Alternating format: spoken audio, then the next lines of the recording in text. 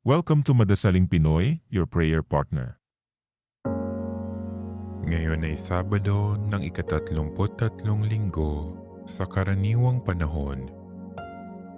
Ang mabuting balita ng Panginoon ayon kay San Lucas.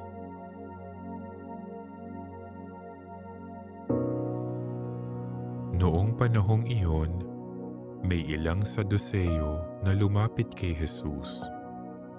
Ang Saduseyo hindi naniniwala na muling bubuhayin ng mga patay. Guro, anila, naglagda po si Moises ng ganitong batas para sa amin. Kung mamatay ang isang lalaki at maiwang walang anak ang kanyang asawa, ang kapatid na lalaki dapat pakasal sa balo upang magkaanak sila para sa namatay. May 7 magkakapatid na lalaki. Nag-asawa ang panganay at namatay na walang anak. Napakasal sa balo ang pangalawa at namatay.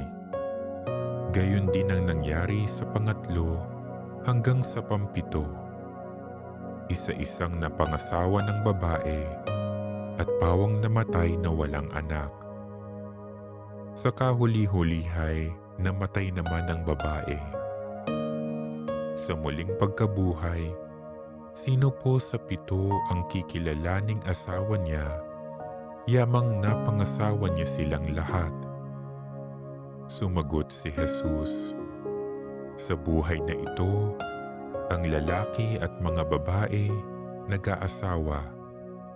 Ngunit ang lalaki't babaeng karapat-dapat na muling buhayin para sa kabilang buhay ay hindi na mag-aasawa.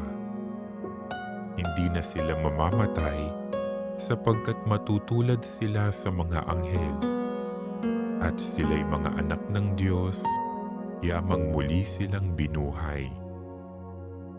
Maging si Moises ay nagpapatunay na muling binubuhay ang mga patay, sapagkat sa kanyang kasaysayan, hinggil sa nagliliyab na mababang punong kahoy, ang Panginoon ay tinawag niyang Diyos ni Abraham, Diyos ni Isaac, at Diyos ni Jacob.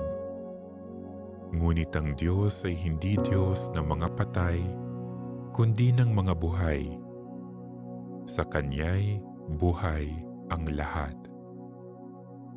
Sinabi ng ilan sa mga eskriba, "Magaling ang sagot ninyo, Guro."